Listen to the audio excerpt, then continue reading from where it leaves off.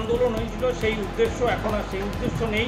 কার্যত একটা ধ্বংসলীলা সেখানে চলছে। মানুষের সম্পদ, জীবন একটা ধ্বংসলীলার পর্যায়ে চলে গেছে। এর জন্যে ওখানকার বিরোধী রাজনৈতিক দলটা দায়ী।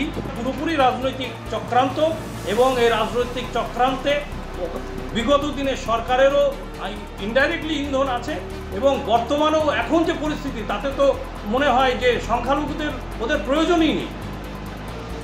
এটা আমি মনে করি। আপনি কি চান? আমি চাই সুস্থ একটা আমার পাশের দেশ, তারা সুস্থ জীবনযাপন করুক, সুস্থ চিন্তাভাবনা ফিরে আসুক, সুস্থ রাজনৈতিক পরিকল্পনা তৈরি হোক। আর এইভাবে সম্পদ ধ্বংস আমরা এটা পছন্দ করি না।